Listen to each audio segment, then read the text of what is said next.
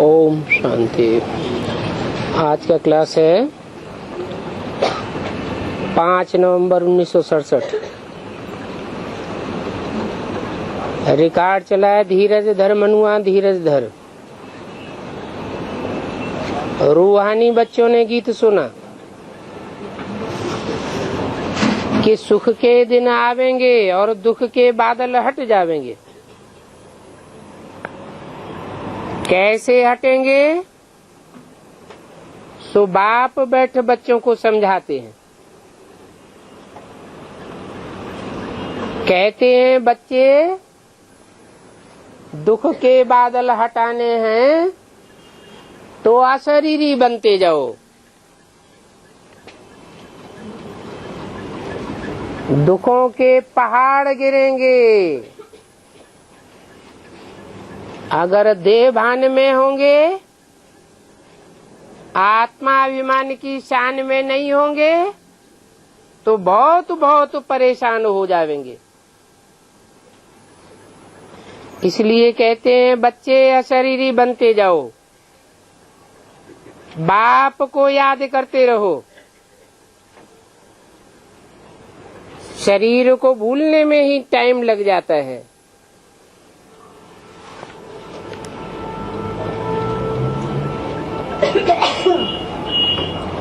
ये देह को भूलना कोई मासी का घर नहीं है। अपन को आत्मा समझते जाओ। हम रूहानी बाप के बच्चे अशरीरी हैं। यही बाप का डायरेक्शन है कि बच्चे अशरीरी बनते जाओ तो तुम्हारे सब दुख दूर हो जाएंगे और तुम सतो प्रधान बन जाएंगे। सतो प्रधान आत्मा कभी भी दुख भोग नहीं सकती। तुम्हारी कर्मातीत अवस्था हो जाएगी। ये मेहनत की बात है। जो समझाते हैं वो भी ऐसे ऐसे अशरीरी बनने का पुरुषार्थ जरूर करते होंगे। उनको भी वाणी से परे जाना है तो जरूर ये अभ्यास करना आता होगा।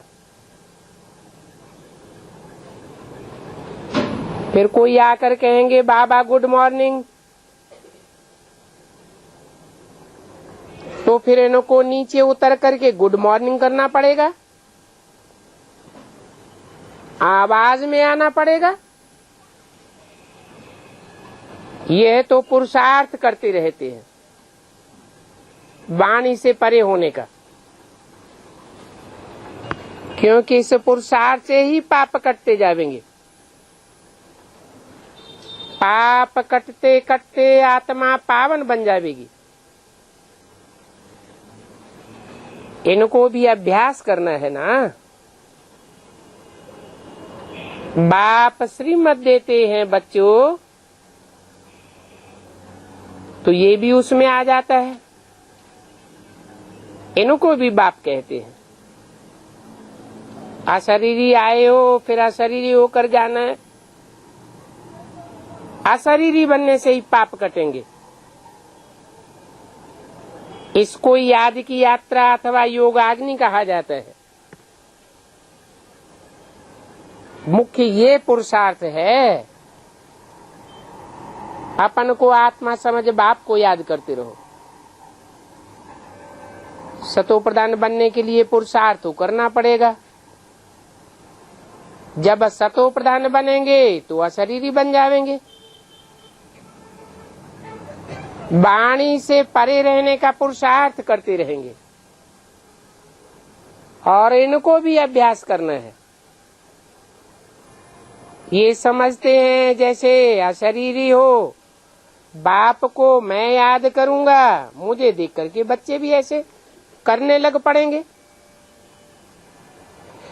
बाप समझाते रहते हैं तुम्हारा कल्याण इसे एक बात में ही होना है। कौन सी एक बात? अपन को अशरीरी आत्मा समझो। सुबह को सवेरे 3-4 बजे उठो, उठ करके स्नान आदि कर यही ख्यालात रखना चाहिए कि हम अशरीरी हैं और हम आत्मा अपने बाप को याद करते हैं। बाप को याद करने से विकर्म विनाश होंगे, कर्मातीत अवस्था होगी, फिर जरूर दुख के बादल हटते जाएंगे। बाप जो कहते हैं वो करना चाहिए ना। मैं आत्मा हूँ, शिव बाबा का बच्चा हूँ, वास्तव में मैं अशरीरी हूँ। फिर यहाँ पाठ बजाने के लिए ये शरीर लिया है, अभी चक्र पूरा किया, अभी हमको वापस जाना है। अपन को अशरीरी समझते आवाज से परे जाना है। अगर किसको गुड मॉर्निंग करना पड़े तो गोया आवाज में उतरना पड़े, नहीं तो शांति में बैठना पड़े। बाबा अपन को आत्मा समझ बाप की याद में बैठे रहते हैं, हम भी अशरीरी हो बाप की याद में बैठ जावे। फिर क्लास में भी टाइम पर आना है, यहाँ भी देहाभिमान छोड़ अपन को आत्मा समझ बैठना है। बाबा समझाते तो बहुत अच्छा है, सिर्फ कहना नहीं है, कथनी को फिर करनी में भी लाना है। बाप कहते हैं बच्चे भूल जाते हैं, तूफान तो बहुत आवेंगे, मन को बाहर के तूफानों से हटाए, अपन को आत्मा समझो। आत्मा समझने से बुद्धि भटकेगी नहीं, याद में ही मेहनत है। तो ये मेहनत करनी है, सिर्फ कहने की बात नहीं है। अगर कोई से दिल लगाई, फीमेल को देख क्रिमिनल आई गई, तो ये कोई अशरीरीपना नहीं है। अशरीरीपने में कब कोई की याद नहीं रहेगी। देह अभिमान में आने से ये आंखें धोखा देती हैं, फिर उनकी याद आती रहेगी। मंजिल बड़ी ऊंची है, ये बाबा समझाते भी हैं और अभ्यास भी करते रहते हैं। शिव बाबा को तो अभ्यास नहीं करना है, इस दादा को करना है। पहले पहले तो अपन को आत्मा समझना है। बाबा ने कहा है तुम अशरीरी हो, शरीर का बांध तोड़ना है। बाबा खुद कहते हैं, बच्चों को भी सिखलावेंगे, ऐसे करो, ऐसे बैठो, थक जाओ तो फिर लेट जाओ। अशरीरी समझ बाप को याद करते रहो, ये पुरुषार्थ करो। तुम ऐसे पुरुषार्थ करते नहीं हो, सिर्फ कथनी है, करनी नहीं है। बाबा समझते हैं कथनी में बहुत आते हैं, कथनी और करनी एक जैसी होनी चाहिए। अभ्यास पड़ जाने से तुम घड़ी घड़ी अशरीरी हो जाएंगे। ये टेव पढ़ने में टाइम लगता है, घड़ी घड़ी में समझो मैं आत्मा हूँ। बाकी बाप की याद में ही विघ्न पड़ते हैं, घड़ी घड़ी याद छूट जाएगी।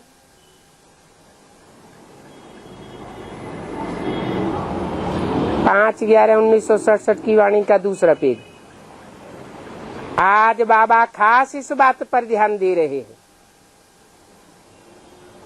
कर्मातीत अवस्था तो पिछाड़ी में ही होगी। क्यों? हम अभी से इतना तीखा पुरुषार्थ करें अपन को पक्का पक्का आत्मा समझ करके बैठे, फिर भी कर्मातीत अवस्था पिछाड़ी में क्यों बनेगी?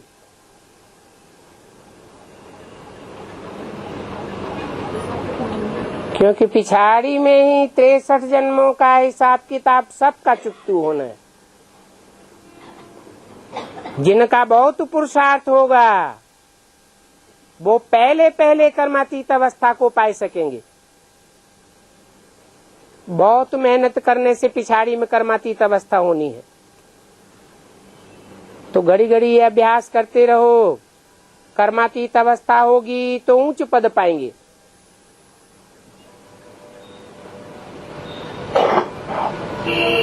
सिर्फ कहने से नहीं पावेंगे। इसे कोई आसन लगाने, हठ योग आदि करने की भी दरकार नहीं है।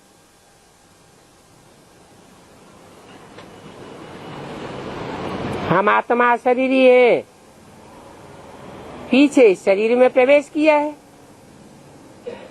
अभी हमको वापस जाना है। अभी हमको कोई दूसरे के शरीर में प्रवेश नहीं करना है।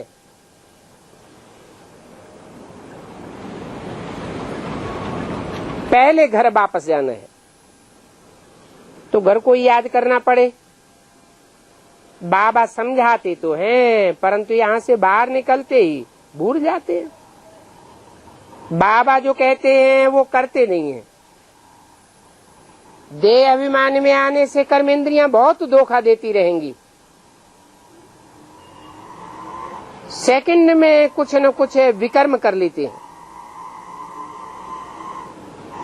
जैसे सेकंड में जीवन मुक्ति, वैसे माया सेकंड में गटर में डाल देती है।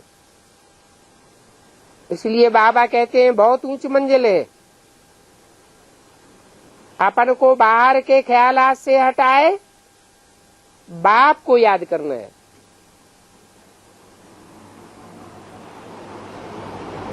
फिर गुड मॉर्निंग करने की आवाज नहीं निकलेगा।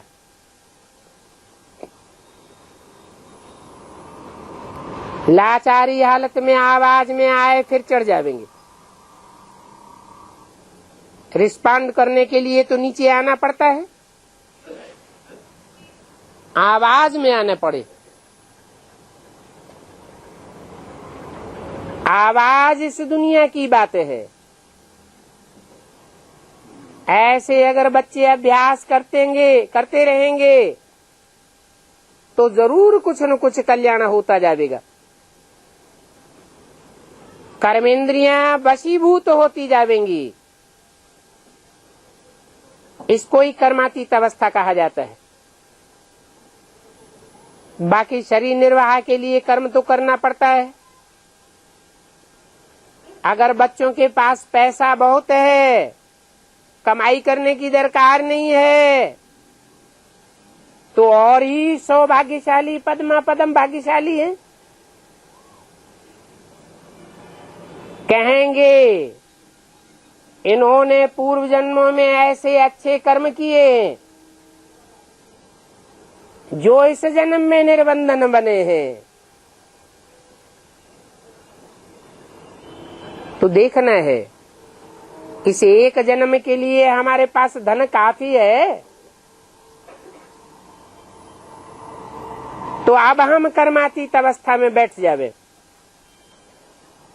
इस अवस्था में बैठे बैठे शरीर छूट जावे तो फिर अंत मते सो गति हो जाएगी। बाप को याद करते करते घर चले जाएंगे। अभी तो घर जाना है ना, अभी शरीर नहीं लेना है, पहले घर जाना है।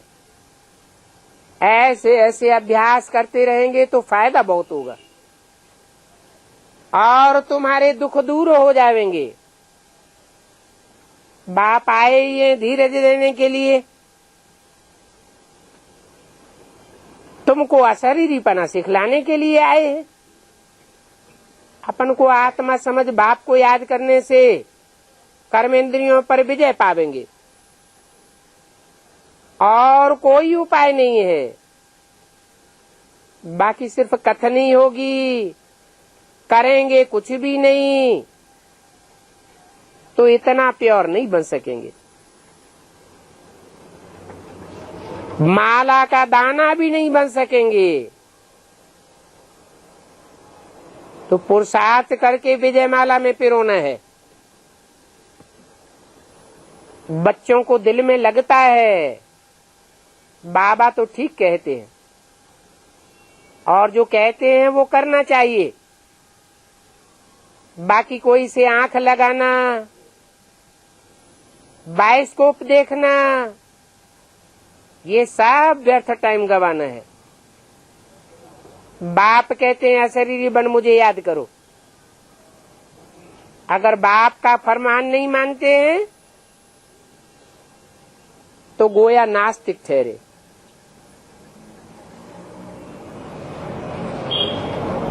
बाप रोज बच्चों को संभालते रहते हैं, आज थोड़ा जोर से समझाते हैं। पुरुषार्थ बहुत करना है, ऊंच मंजिल समझ करके डरना नहीं है।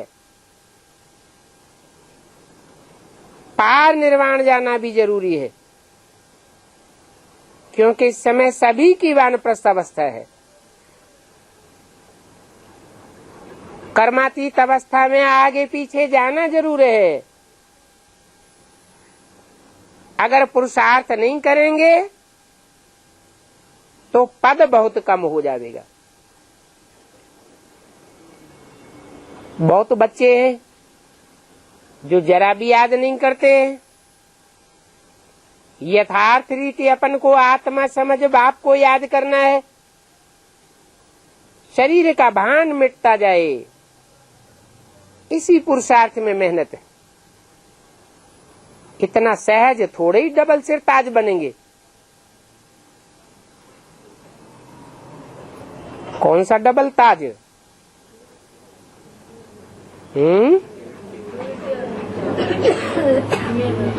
यहाँ है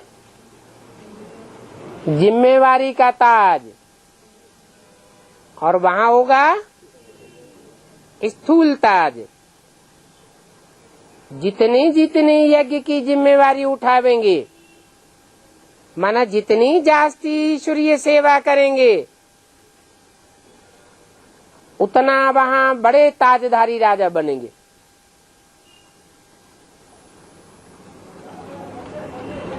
दूसरा ताज कौन सा है? पवित्रता का ताज। पवित्रता धारण करनी पड़े। जो यहाँ पवित्र बनेंगे उनको देवताओं का ताज दिखाया जाता है। सर के चारों ओर वो पवित्रता दिखाई गई है। नर से नारायण बनने के लिए कर्मातीत अवस्था चाहिए, और कुछ भी याद न पड़े। सर्प का, भ्रमरी का दृष्टांत अभी का है। बाप ने समझाया है, वो सन्यासियों ने कॉपी किया है। वो कोई ब्राह्मण नहीं है। ब्राह्मण ब्राह्मणिया तो तुम हो, तो तुम्हारे लिए सर्प का दृष्टांत है। कैसे कैचुल त्यागता है कि तुम्हारी देह अभिमान की कैचुल है। वो सांप भी अपने जीवन में 3-4 बार कैचुल त्यागते हैं।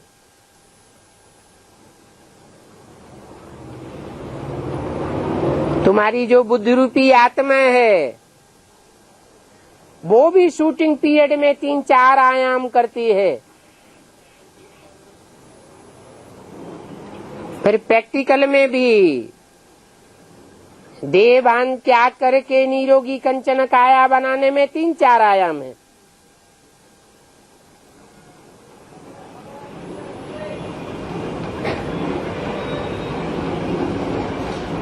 तो सन्यासियों को वास्तव में कॉपी नहीं करना चाहिए।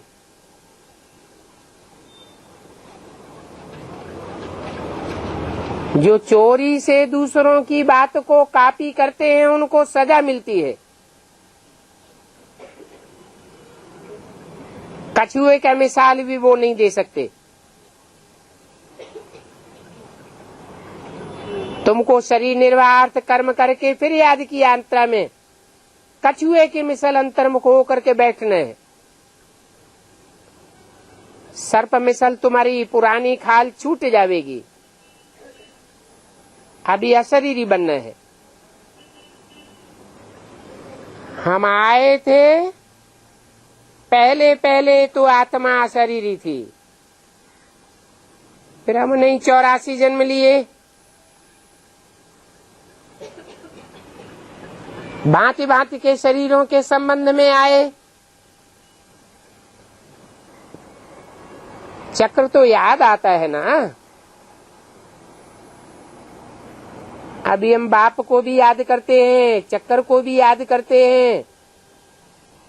इसी को कहेंगे ज्ञान और योग। इसमें याद का चार्ट बढ़ाना चाहिए। अपनी डायरी रखनी है, कितना समय हम याद में बैठे। अपना कम चार्ट देख करके लज्जा आनी चाहिए। भक्ति भी हमेशा सवेरे सवेरे करते हैं,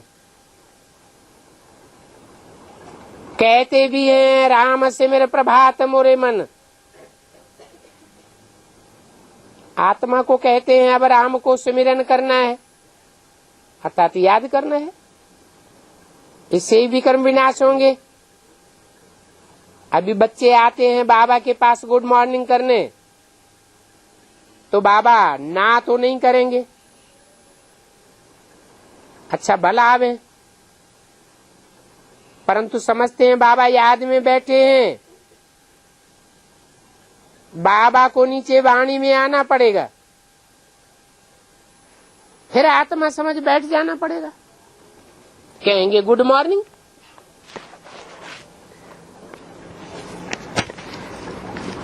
और क्या कहेंगे।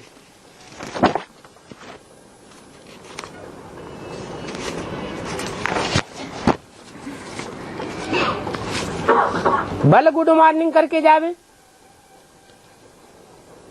5/11/67 की वाणी का 3रा पेज। वास्तव में गुड मॉर्निंग भी क्या करना है। क्यों न अपन को आत्मा समझे और सामने वाली आत्मा को आत्मा के रूप में देख करके बैठ जावे। बच्चे भी याद में बैठ जावे तो और ही मदद मिलेगी। इसे क्या साबित हुआ?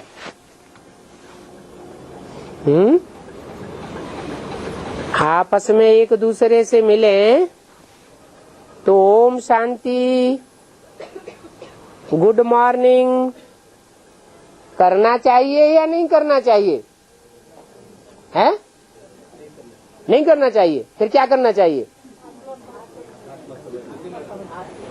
अपन को आत्मा समझे, गुड मॉर्निंग करने वाले को भी आत्मिक रूप में देख करके शांत ही रहना चाहिए।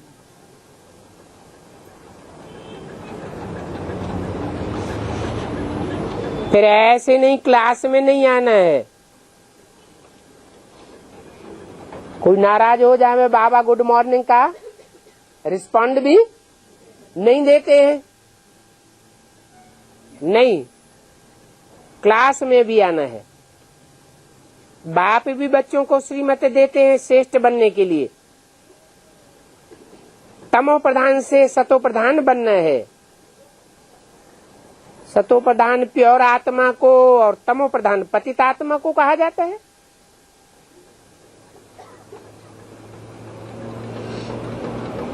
अगर गुड मॉर्निंग का जवाब वाणी से नहीं मिलता है, इशारे से मिल जाता है और कोई नाराज हो जाता है कि वाणी से हमको जवाब नहीं दिया, तो तमो प्रधान आत्मा कहेंगे या सतो प्रधान कहेंगे?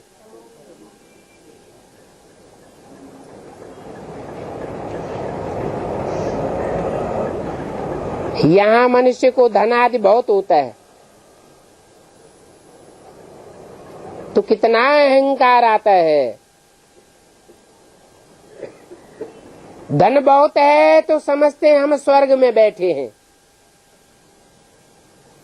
परंतु हैं तो नरकवासी। यहाँ कोई भी अपन को स्वर्गवासी कह नहीं सकता। इस कलयुगी दुनिया में फिर स्वर्ग कहाँ से आया? मनुष्य समझते हैं कलयुग में अर्जुन 40,000 वर्ष पड़े हैं, बिल्कुल ही अज्ञान अंधियारे में है, कुंभकर्ण की नींद में सोए पड़े हैं। जब भंभोर को आग लगेगी तब जागेंगे, परंतु फिर टू लेट हो जाएंगे। क्यों? उस समय टू लेट क्यों हो जाएंगे? उसी समय वो भी पुरुषार्थ कर लेंगे, लास्ट में आके फास्ट नहीं चले जाएंगे। टू लेट क्यों हो जाएंगे? क्योंकि पढ़ाई तो पढ़ने का मौका ही नहीं मिला। बम्बोर को आग लगेगी तो भगदड़ मच जाएगी। पढ़ाई तो शांति में होती है, अभी पढ़ाई पढ़ने का मौका है, फिर पढ़ाई पढ़ने का मौका नहीं मिलेगा। बाप की पहचान भी नहीं कर सकेंगे, टू लेट हो जाएंगे। ये भी होना है। फिर क्या होगा? देरी से जागेंगे और विनाश को पाए लेंगे।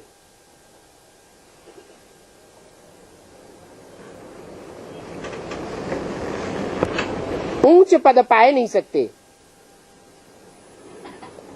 क्योंकि ज्ञान तो बुद्धि में है नहीं। अभी यह तुमको ज्ञान रत्न मिलते हैं, जिससे तुम्हारा 21 जन्मों के लिए भंडारा भर जाता है। इन ज्ञान रत्नों को अलाउद्दीन का कारून का खजाना कहा जाता है। तुम जानते हो, अभी हम स्वर्ग की बादशाही ले रहे हैं, परंतु सिर्फ कहने मात्र से तो राजा ही नहीं मिल जाएगी।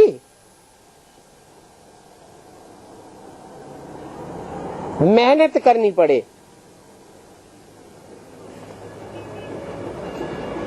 मेहनत करने के लिए भी टाइम चाहिए। अभी तो यहाँ एकांत का बहुत अच्छा स्थान है। ऐसा अभ्यास फिर बाहर में कर नहीं सकेंगे। 7 दिन की भट्ठी का अभ्यास यहाँ तुम बहुत अच्छा कर सकते हो। तो यहाँ तुम टाइम वेस्ट मत करो,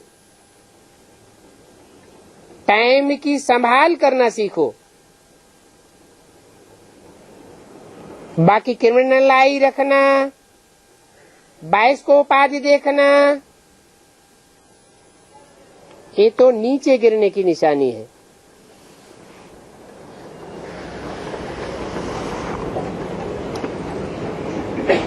बाइस्कोप देखने वालों की चढ़ती कला तो हो नहीं सकती।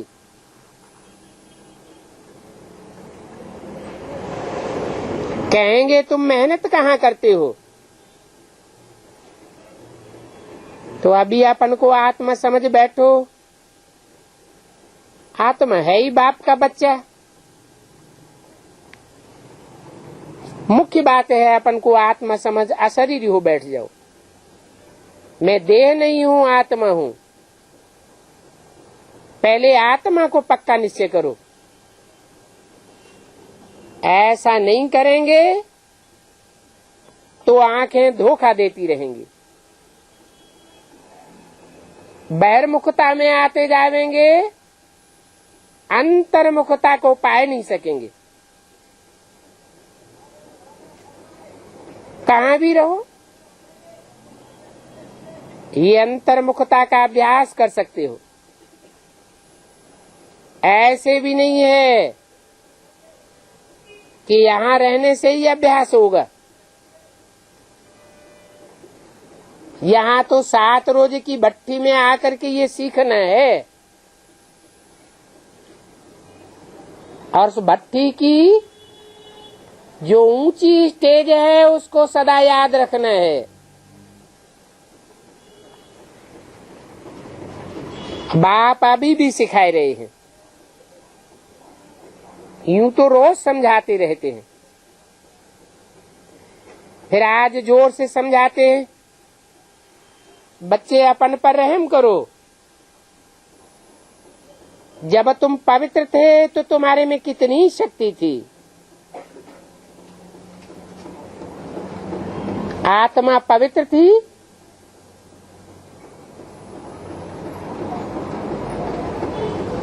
तो कोई के संग के रंग में नहीं आना चाहती थी। आत्मा अपवित्र बनी तो व्यभिचार दोष में आते रहते हैं, शक्ति क्षीण होती जाती है। पहले तुम्हारे में कितना सुख था, तुम ऐसे लक्ष्मी नारायण मुआफिक थे, अभी फिर बनना है। बाबा युक्तियां बतलाते रहते हैं तो वो युक्तियां करनी पड़े। अभी तुम अजामिल जैसे पापात्मा हो,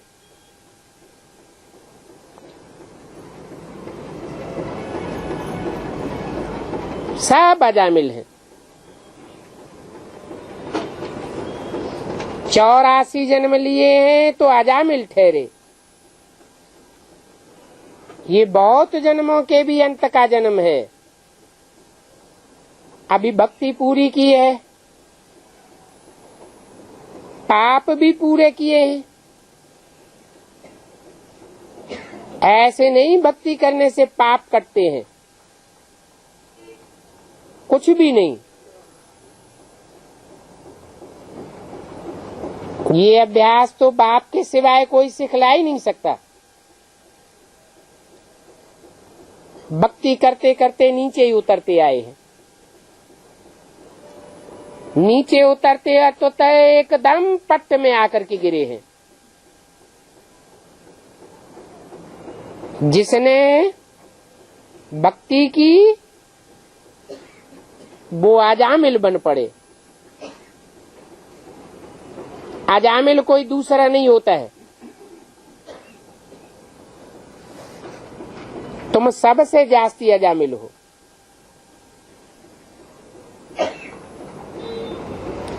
और बंदर भी सबसे बड़े तुम हो। सेना भी देखो तुम्हारी लिए, तो बाप समझाते हैं बच्चे अभी गफलत मत करो। मुफ्त में अपना समय बर्बाद करेंगे तो बाबा वार्निंग देते हैं, अभी क्रिमिनल आई नहीं रखनी है। ये आंखें बहुत धोखेबाज हैं। तब तो सूरदास का मिसाल देते हैं, ऐसा कोई ने किया नहीं है। ये तो एक कथा बनाई दी है।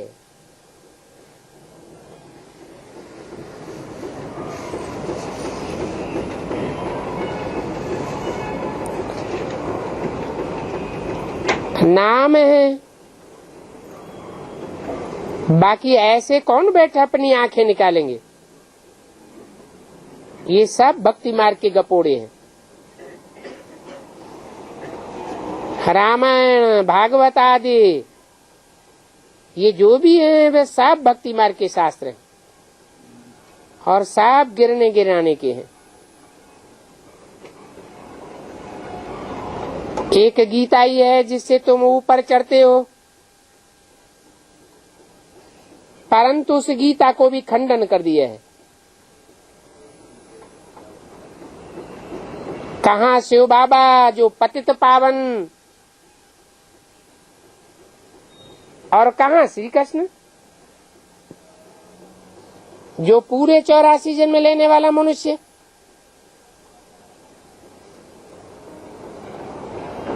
कितनी बड़ी भूल है। 84 जन्म वाला ही पतित अजामिल कहेंगे।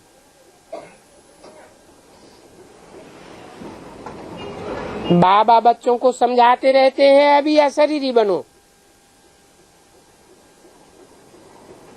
कर्मातीत तो हो जाओ तो जन्म मरण के चक्र से छूट जाएंगे।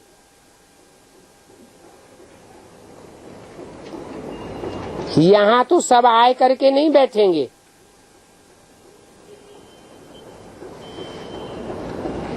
फिर तो बहुत मकान आदि बनाने पड़े।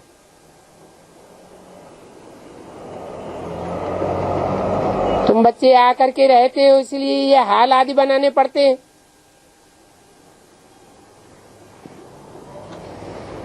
बुद्धि में चलता है ये बनाना है, फिर भी याद की यात्रा में जरूर रहना है। रात का अभ्यास बढ़ाओ।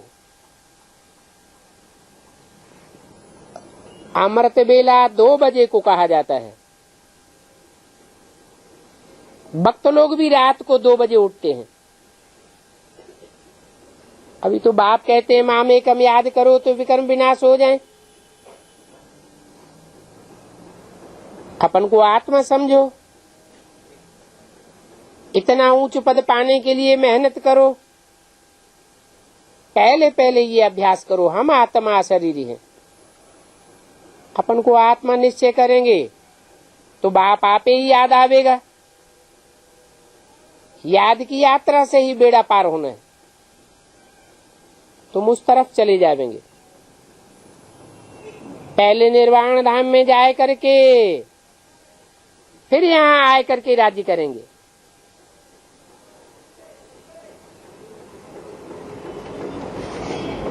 पहले राजाई का मालिक बनने के लिए अशरीरी होने का अभ्यास करो। बाबा आज बच्चों को बहुत सावधानी दे रहे हैं, परंतु बच्चे मेहनत करते नहीं हैं, इसलिए बच्चों पर बहुत तरस पड़ता है। ये बच्चे ऊंच पद कैसे पा सकेंगे? अच्छा, ओम शांति।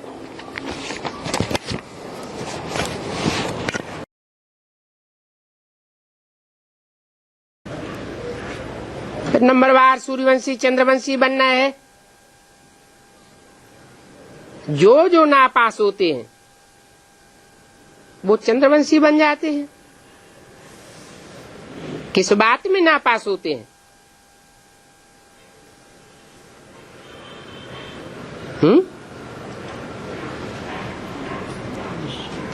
किस बात में नापास होते हैं जो नीचे गिर जाते हैं? योग में नापास होते हैं। ज्ञान तो बहुत सहज समझाया जाता है कि कैसे तुम 84 का चक्कर लगाते हो।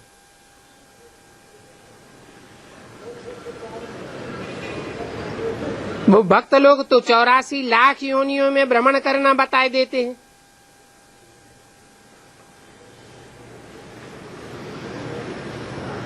है 84 का चक्कर, ऐसे नहीं कि 84 लाख योनियां नहीं है। 84 लाख योनियां तो हैं, लेकिन मनुष्य सिर्फ 84 जन्म लेता है और मनुष्य योनि में ही लेता है। तो देखो कितना दूर चले गए हैं। कहते हैं भक्ति मार्ग के अभी कलयुग 40,000 वर्ष तक और चलना है।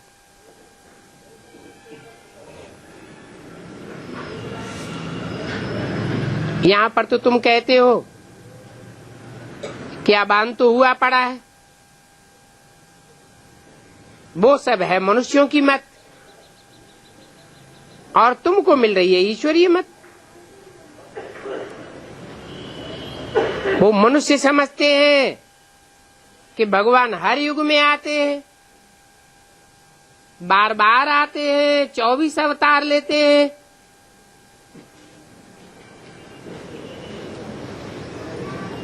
परंतु ईश्वर तो आते ही एक बार हैं, तो उनकी मत भी एक ही बार मिलेगी ना। एक ही देवी देवता धर्म था, जरूर उन देवताओं को देवी देवता बनने से पहले ईश्वरीय मत मिली थी।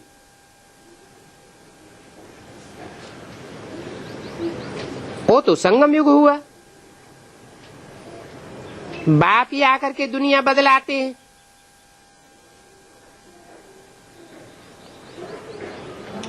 अभी तुम बदल रहे हो, तुम कहेंगे कि हम कल्प कल्प बदलते आए हैं और कल्प कल्प बदलते ही रहेंगे। तो ये चैतन्य बैटरी है, वो होती है जड़ बैटरी। बच्चों को तो पता पड़ गया है कि हर 5-4 वर्ष बाद बाप आते हैं, आकर के हमको श्रेष्ठ से श्रेष्ठ मत भी देते हैं। जरूर ऊंचते ऊंच भगवान बाप की ऊंचते ऊंच मत मिलती है, जिस मत से तुम ऊंचते ऊंच पद पाते हो। तो तुम्हारे पास जब भी कोई आते हैं तो तुम बोलो कि तुम अपन को ईश्वरीय संतान कहते हो ना। ईश्वर है ही एक शिव बाबा।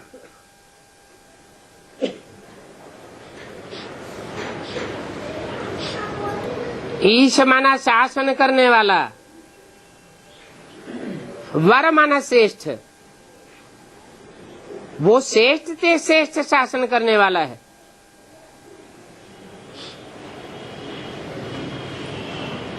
भ्रष्ट शासन कैसा होता है और श्रेष्ठ शासन कैसा होता है? नाम रख दिया है दुशासन।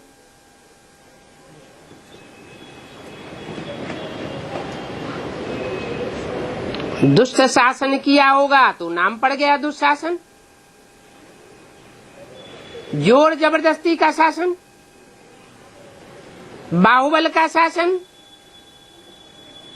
बाहुबल में वाचा भी आ जाती है। वाचा से किसी को उल्टा सूल्टा बरगलाया जाता है, उसको भी बाहुबल कहेंगे। वो कोई योग बल नहीं है।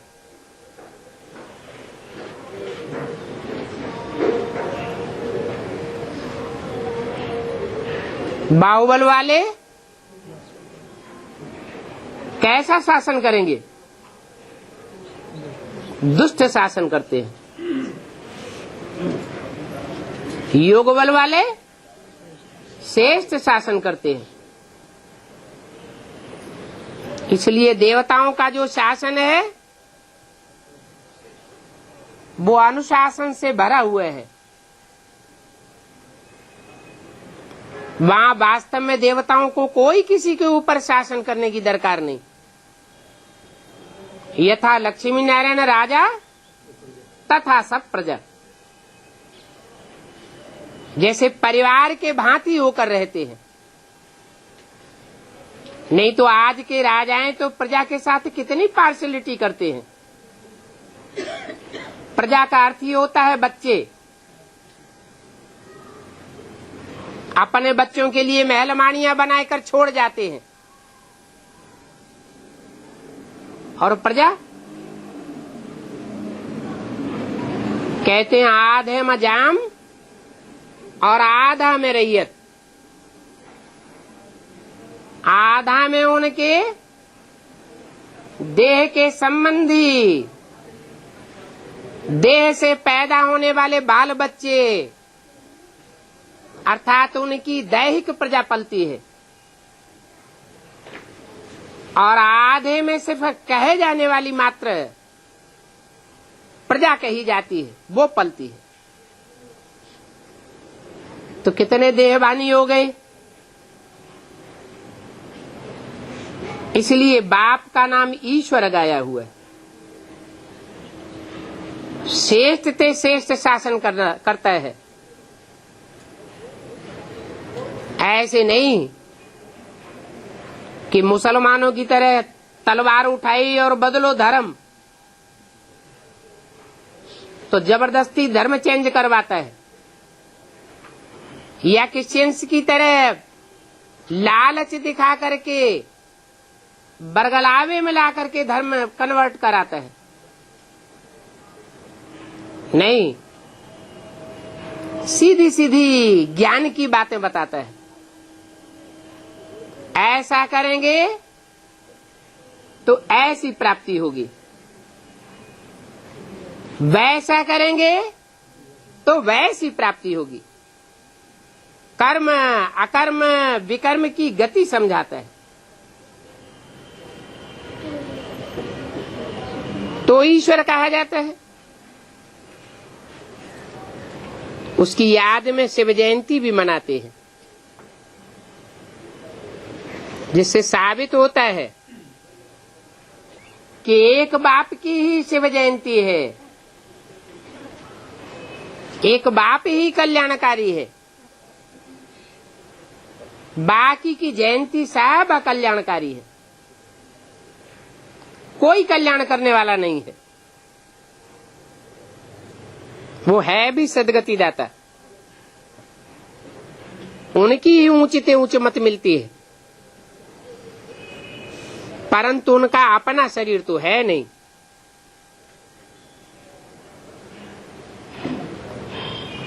तो जब अपना शरीर नहीं है तो कोई के मत द्वारा, तो कोई के शरीर के द्वारा तो मत देते होंगे। तुम भी आत्मा हो, तो इस शरीर द्वारा ही बातचीत करते हो। शरीर बिना तो आत्मा कुछ भी नहीं कर सकती। तो निराकार बाप भी इस दुनिया में फिर कैसे आवे। गायन भी है कि रथ पर आते हैं।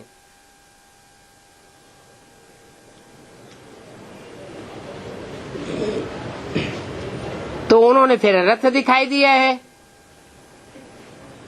कि अर्जुन का रथ लिया, घोड़ों की गाड़ी ली। अब घोड़े क्या हैं, रथ क्या है, लगाम क्या है, सो कुछ समझते नहीं है। ये इंद्रियां ही घोड़े हैं, ये मन बुद्धि रूपी लगाम है, ये शरीर रूपी रथ है, जिस रथ पर बाप सवार होकर के आते हैं।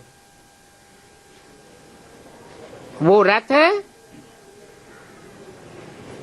अभी यादव, कौरव और पांडवों की सेना के बीच खड़ा हुआ है।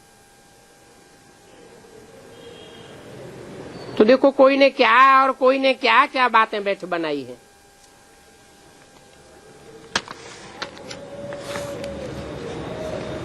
तुंडे तुंडे मतिर भिन्ना, 20/9/67 की वाणी का 3रा पेज।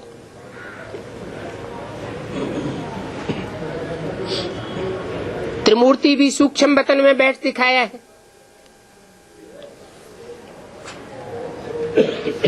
अभी बाप हमको समझाते हैं सूक्ष्म वतन में तो कुछ भी नहीं होता।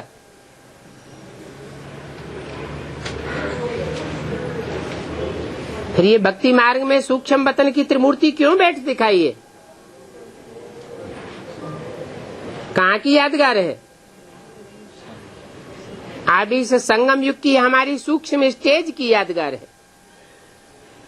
हमारी मन बुद्धि की जो सूक्ष्म स्टेज बनती है, जिस स्टेज में हम अपनी देह को भूल जाते हैं,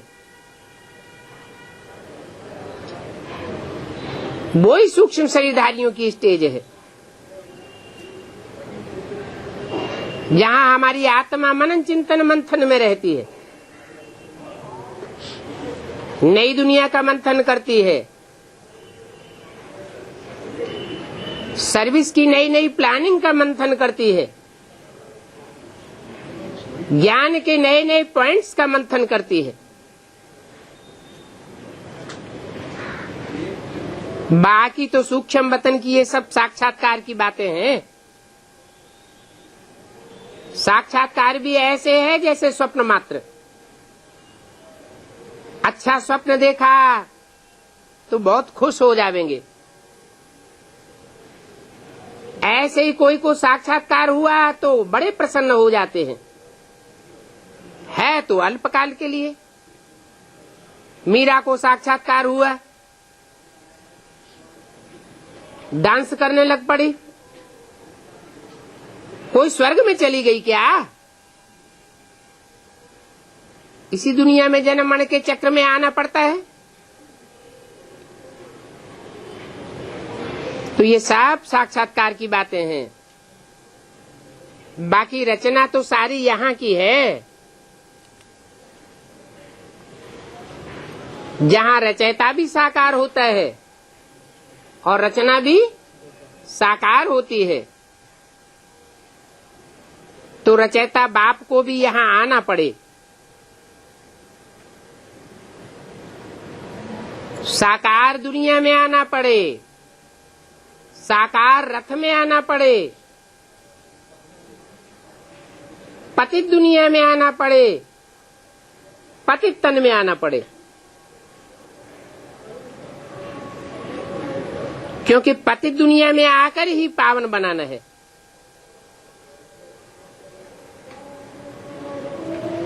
आते किस लिए हैं? सिर्फ ज्ञान सुनाने के लिए आते हैं क्या? हैं?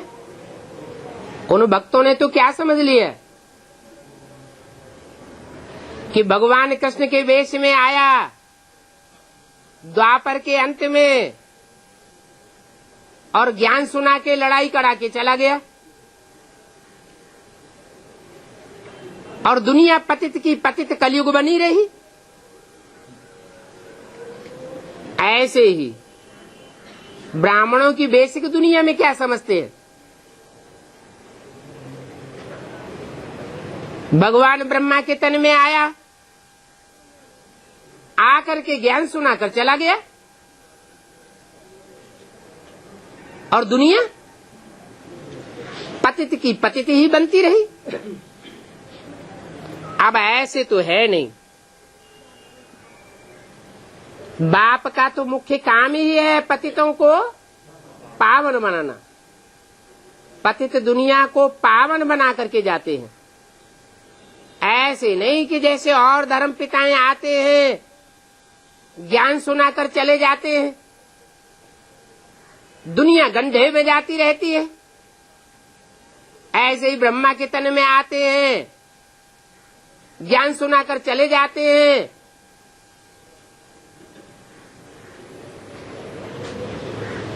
और ब्राह्मणों की दुनिया और ही नीचे गिरती जाती है।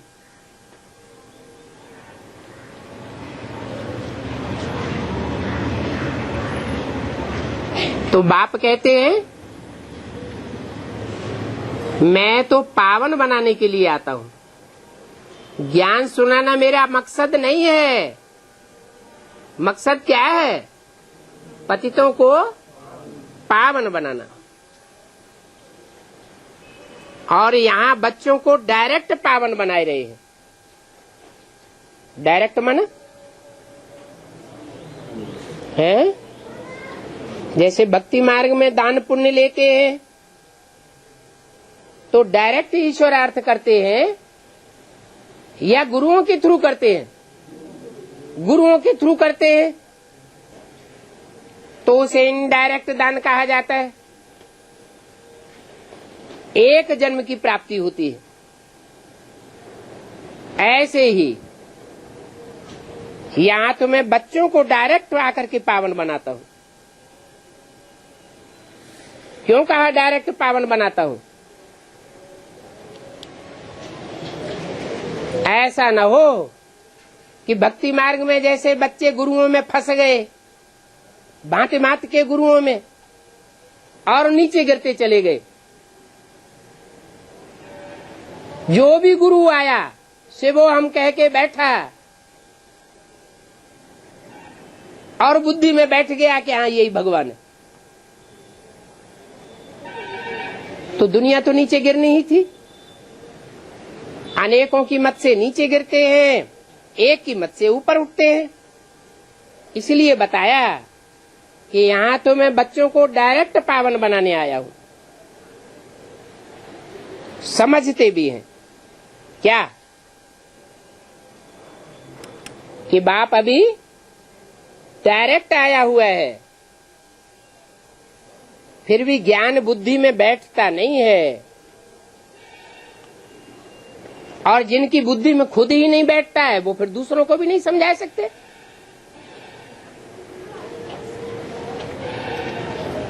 श्रीमत को उठाते ही नहीं है,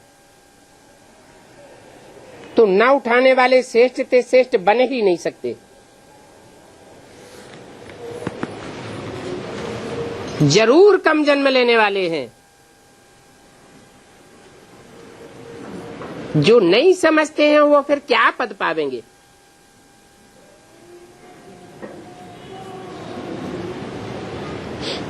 फिर यहाँ का हो या प्रजा का हो, जितना सर्विस करेंगे उतना उच्च पद पावेंगे। डिस सर्विस करेंगे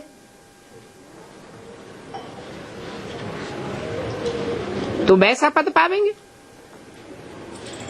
बाप ने कहा है हड्डी हड्डी सर्विस में देना है, ऑल राउंड सर्विस करनी है। बाप की सर्विस में हम हड्डी भी देने के लिए तैयार हैं। बहुत बच्चियां तो तड़पती रहती हैं कि हम सर्विस कैसे करें। बाबा हमको इस बंधन से छुड़ाओ तो हम ईश्वरीय सेवा में लग जावें, उससे बहुतों का कल्याण होगा।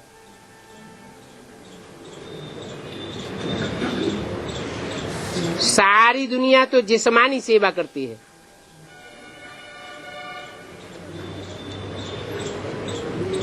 क्या सारी दुनिया जिस्मानी सेवा करती है और बाप रूहानी सेवा करते हैं। तुम बच्चे भी रूहानी सेवा करते हो, ईश्वर की सेवा में मददगार हो। इसकी निशानी क्या है? रूहानी सेवा और जिस्मानी सेवा, इसकी पहचान क्या होगी?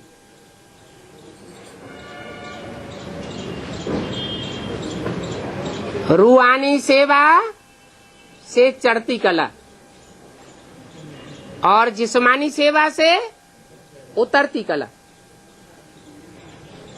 रूहानी सेवा करने वाला होगा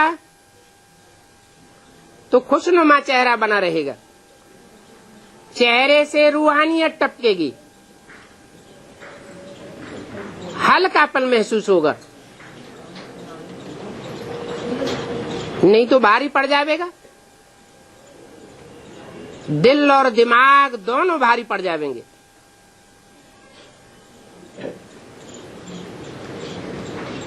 उससे तो सीढ़ी नीचे उतरते आते हैं।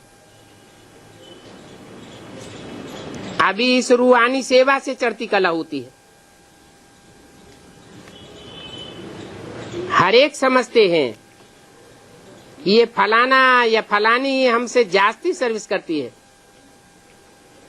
सर्व से वो अच्छी बच्चियां हैं तो सेंटर भी संभाल सकती है, क्लास में नंबरवार बैठते हैं। यहाँ तो बाबा नंबरवार नहीं बिठाते हैं। अगर नंबरवार बिठाए देवे हैं तो फंक हो जाएंगे। समझ तो सकते हैं ना। ईश्वरीय सेवा नहीं कर सकते हैं तो जरूर पद कम हो जाएगा। पद तो नंबरवार बहुत है ना, परंतु वो है सुखधाम और ये है दुखधाम। वहां बीमारी आदि कोई होती नहीं है, तो बुद्धि से काम लेना पड़ता है। समझना चाहिए हम तो बहुत नीच पद पावेंगे। बुद्धि चलनी चाहिए, क्योंकि सर्विस तो कर नहीं सकते हैं। जो सर्विस नहीं कर सकते हैं जरूर डिसर्विस ही करते होंगे। ईश्वरीय सेवा से ही ऊंच पद मिलेगा। तो अपनी जांच करनी चाहिए, मैं रूहानी सेवादारी हूं या जिस्मानी सेवादारी हूं। हर एक अपनी अवस्था को जानते हैं। मम्मा बाबा भी सर्विस करते आए हैं, अच्छे अच्छे बच्चे भी हैं, बल नौकरी धंधे में है, उनको कहा जाता है हाफ पेपर जाकर के सर्विस करो, हर्जा नहीं। जो बाबा के दिल पर होंगे वो ही ताउसी तख्त पर बैठेंगे, नंबरवार दिल पर चढ़ते हैं। ऐसे ही विजयमाला में आ जाते हैं, अर्पण भी होते हैं, सर्विस भी करते हैं। कोई तो ऐसे हैं भल अर्पण होते हैं, सर्विस करते नहीं।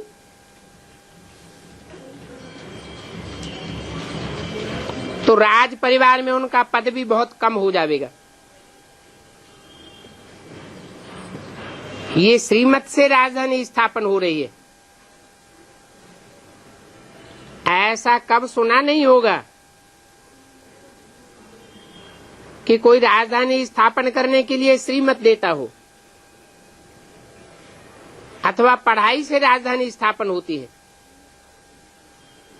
कभी सुना क्या, देखा? हाँ, ये सुना है कि दान पुण्य करने से राजा के घर में जन्म लेते हैं, बाकी पढ़ाई से राजाई पद पाए ऐसा तो कब सुना नहीं होगा, किसको भी पता नहीं है। तुम बच्चे तो पत्थर बुद्धि मनुष्यों को बैठ सुनाते हो। तमो प्रधान पत्थर बुद्धि ही तुम्हारे पास आवेंगे। बाप समझाते हैं तुमने 84 जन्म पूरे लिए, तुम्ही को अब ऊपर जाना है, बाकी तो नीचे ही लटकते रहेंगे। है तो बहुत इजी, तुम कलप कलप समझते हो नंबरवार पुरुषार्थ अनुसार, और बाप याद प्यार भी नंबरवार पुरुषार्थ अनुसार देते हैं। बाप बहुत याद प्यार किनको देंगे?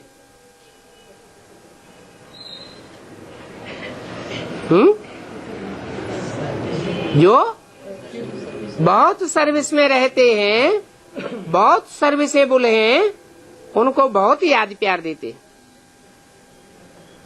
दिल पर भी वही चढ़ते हैं। जो सर्विस नहीं करते हैं वो दिल पर कैसे चढ़ेंगे? सर्विस नहीं करते हैं तो डिसर्विस ही करते होंगे। अपने से पूछना है, हम बाप के दिल पर चढ़ा हुआ हूँ, मैं माला का दाना बन सकता हूँ? अनपढ़े जरूर पढ़े हुए आगे भरी ढोवेंगे। बाप तो समझाते रहते हैं कि बच्चे पुरुषार्थ करें, परंतु ड्रामा में पार्ट नहीं है तो फिर कितना भी माथा मारो चढ़ते ही नहीं है। कोई न कोई ग्रहाचारी लग जाती है। ग्रहाचारी लग जाती है। कितने ग्रह हैं? 9 ग्रह। जैसे 9 ऋषियों के नाम पर 9 ब्राह्मणों के गोत्र हैं,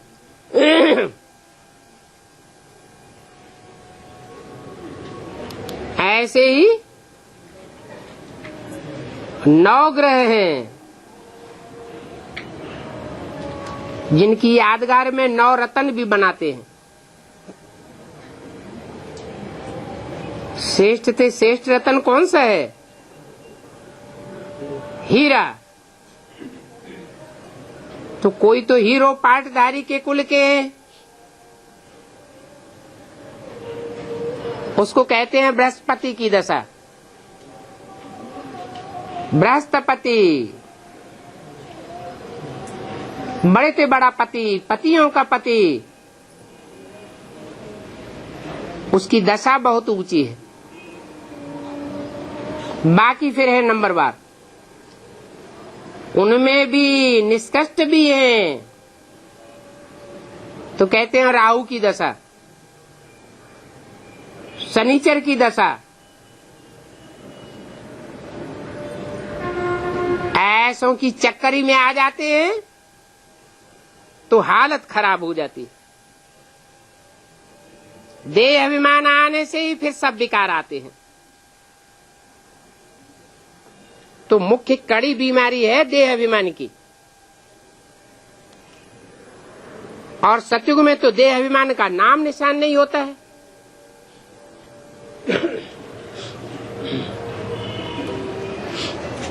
होता है? सतयुग में तो नाम भी नहीं होता है।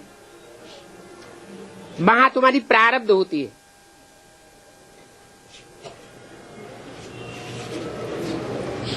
यहाँ तुम पुरुषार्थ करते हो, वहां प्रारब्ध पाते हो। अच्छा, ओम शांति।